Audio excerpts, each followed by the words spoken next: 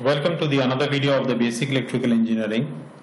This video is the third video of the induction motor, and so far we have discussed about the rotating flux, and we discussed about how the flux is rotating.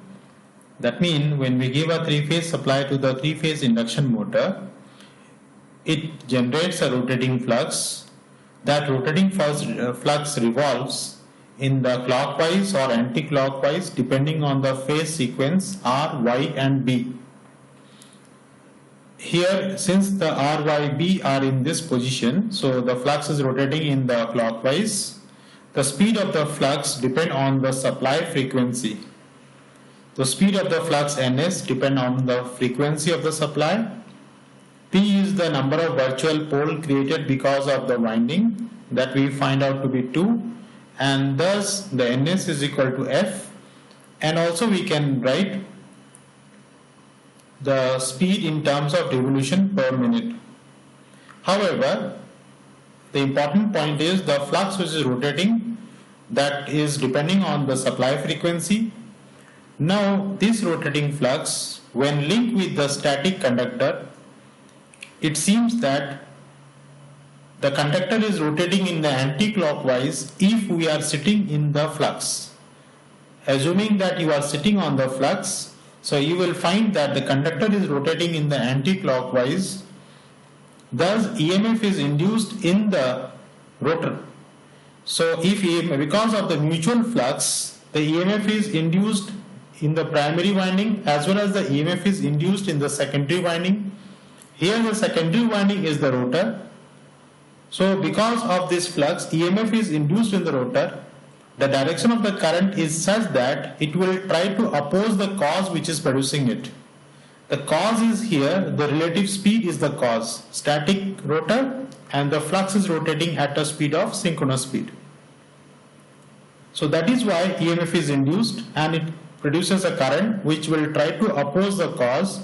And this rotor will also try to rotate in the same direction of the flux so that the relative speed will be 0. But as soon as the relative speed is 0, the torque in the rotor is 0, again it go back. It will try to chase the flux. You can imagine the flux to be a train which is running at a speed of 1500. The rotor is assumed to be a person trying to run at the speed of a train, let us say 1490 rpm. But as soon as the speed of the rotor is equal to the speed of the flux, the person will assume himself that there is no relative speed. If there is no relative speed, the person will stop. And thus induction motor, the rotor of the induction motor can never achieve the speed of the flux. These things we have gone through. We have understood thoroughly in video 1 and video 2. Next, we also point out that what is the EMF induced in both the winding. Assuming the rotor to be one winding and stator to be another winding, let us take flux is equal to phi m sin omega t. So E is equal to minus and d phi by dt. We know as the Lentz's law, this is negative sign is there, which can be written as minus of n phi m omega. So minus will be here, n phi m omega cos omega t. And that can be written as n phi m omega is 2 pi f sin of omega t minus 90. In the phasor form, flux can be on this side and E1, E2 will be lagged by angle of 90 degree. Now E1 as the RMS value is nothing but this is the peak quantity divided by root 2. If root 2 is divided from here, you will get root 2 pi f phi m n. Till now you have read in the transformer, this is a formula. In case of induction motor, in the book you will find one new term is there, one is KW, KW1 for 1. KW1 is a winding factor because throughout the diagram we have tried to develop a design with a concentrated winding. That means the R phase is concentrated here only. all the R phase which is starting with R and R dash is concentrated at R and R dash. Usually this R phase is distributed in like this, which is detailed studied in the machine design. So this R phase, so here we have a R phase. So this R phase is at the like concentrated in this winding, which is supposed to be distributed in this winding. If it is distributed, all the flux will not be linked with R. So that's why the net flux will decrease. Since the net flux will decrease, that's why Kw is multiplied. The Kw stands for the winding factor. Similarly, also for the R dash and also for the Y and Y dash, B and B dash, the same thing will happen with everyone. So for understanding purpose, we have to go for a concentrated winding. That's why we have taken the Kw1 is assumed to be 1. It will not make any difference in the understanding, only the magnitude part will going to be decreased, this E1 value, because this value is less than 1.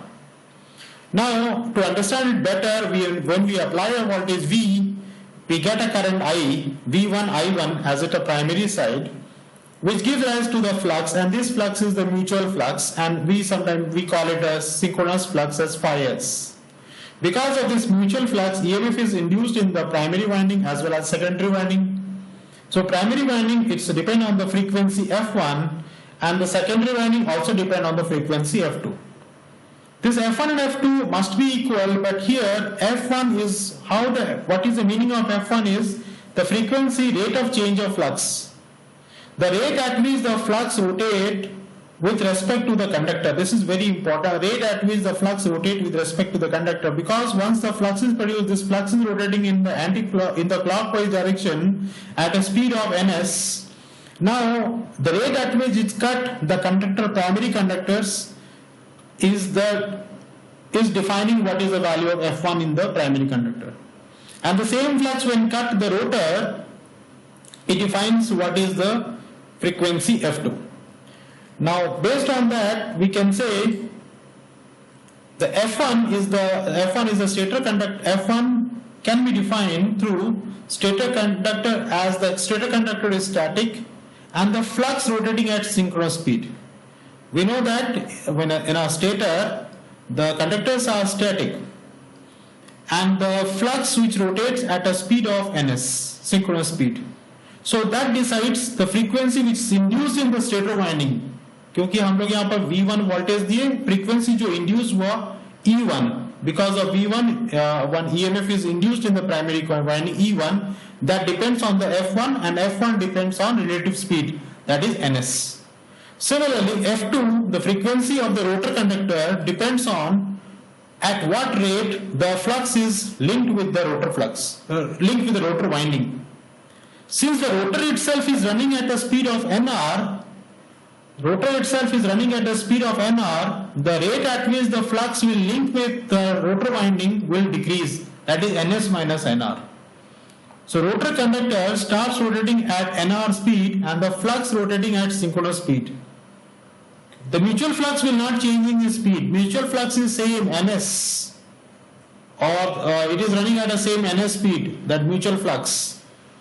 But because the rotor is running at a speed of nr, the rate at which the flux is linked with the rotor, it looks like with a speed of ns minus nr, and that is what decides the F2. Now let us define a new term called as slip speed. What is slip speed is? Slip speed is a term, the stator flux speed minus rotor speed. The stator flux, which is rotating at anti-clockwise at a speed, this is phi m, at a speed of ns. Now the slip is, if the rotor is running at a speed of nr, the difference between these two speeds is given by ns minus nr, is called a slip speed, and a term is defined called s, which is determined in terms of per unit, so ns minus nr divided by ns. For example, let us take ns is equal to 1500, train is running at 1500 and you are supposed running at 1400 divided by 1500. So slip value is, this is 100 divided by 1500 and the slip speed is 100. So 100 is by what the rotor is lagging the synchronous speed, and this is the ratio. 100 by is the value of the slip. This is utilized to get the value of ns minus nr by multiplying ns with s, and we can get a term ns minus nr. In terms of ns we can write by simply multiplying a term called slip. So now what we are going to do, we are going to define here, only objective is to define the frequency here. So frequency of f1 is going to be fixed because this is not going to be changed because it is ns is fixed. And we can also relate f1 is equal to ns p by 2. Now if f2 is the rotor frequency when rotor is rotating at nr, so we can write f2 is equal to p by 2, the relative speed, a very important term, relative speed is ns minus nr. This ns minus nr is nothing but s times of ns. If you take s aside, this is the common thing what you have seen earlier, so this is s times of fs. In the example you have seen that s is very low value, so this frequency f2 is getting lower.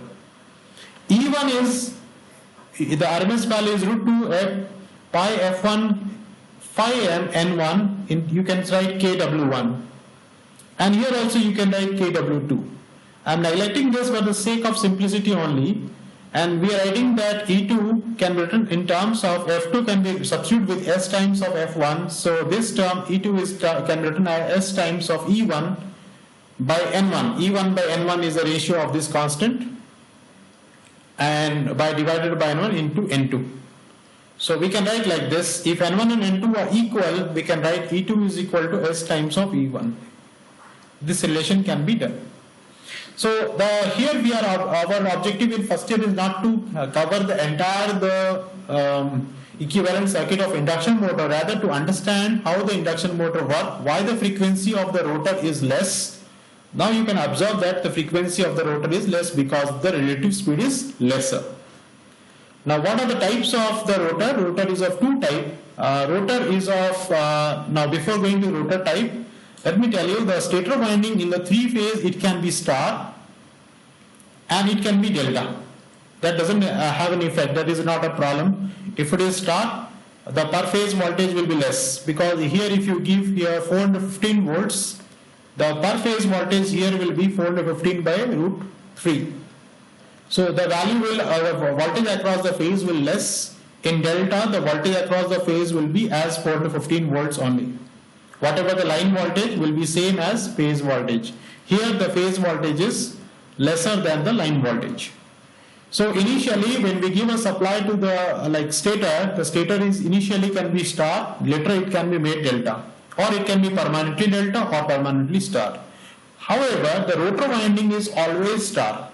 You cannot say that this is a delta, because rotor winding has to be star, because when it's star and this side is short circuited. Because it's when it is in rotor winding is star connected, its EMF induced in one of the winding, let us say E angle 0, the other EMF induced is E angle 120. In other coil, the EMF induces same EMF is induced because all are in the same flux, but because of the position, the EMF induced will be different here in all.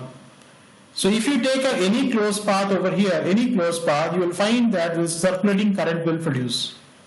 Now in this closed path, you apply a KVL, you can have the voltage sign over here. If you apply a KVL, E angle 0 minus E angle minus 120 is not 0. It will have some value. Because it is having some value and divided by Z, it leads to the current. So current will be available.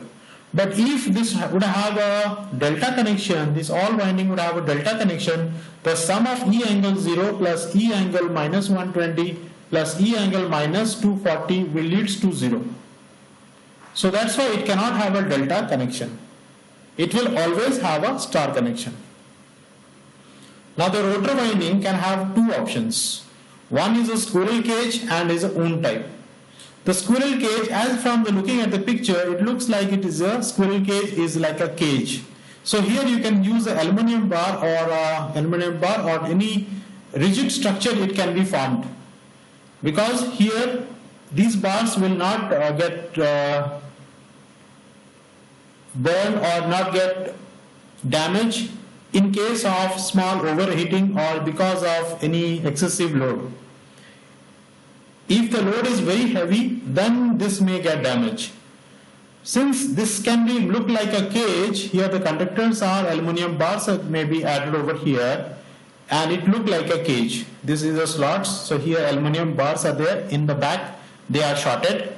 In the front also they will all connected with the, just like a rotor, they were connected with the shaft along with the commutators, not commutators, along with the windings over here, and they form the squirrel cage type. In the own type, the windings are not like a cage, rather the copper wires are used in the slots and they are made in the star form. The good thing about the own rotor is, since the windings, the other side is available, so one side is shorted, the other side is not completely shorted, but it is shorted through external resistances. These are the equal resistance, balanced one. These resistance are connected through a slip ring, because this rotor portion is rotating. So in between there is a brass. So even though it is rotating, so brass is rotating over the surface, and this is connected with a static resistor. So what happened at the starting time, when you see the fan, when you switch on, it starts very slowly. Then suddenly some person change the capacitor, it start running faster. That is a single phase. In three phase, if a external rotor in the rotor circuit, if you add a resistance, it will starting will be improved. Performance of the starting will improve. But during the running time, this will add to the losses. So this has to be removed during the running time. So during the start, own rotor is very good, because you can improve the starting torque. However, squirrel cage is very good if you want to use an induction motor in a remote location, and maintenance is very costly. So if maintenance distance is, if it is in remote locations, you no need to worry about the maintenance. Simply you put the induction motor, it will go on running and perfectly fine. So this is a small introduction of the induction motor overall, and this will help you to understand what are the construction of induction motor and what is the principle of operation of induction motor. Thank you very much.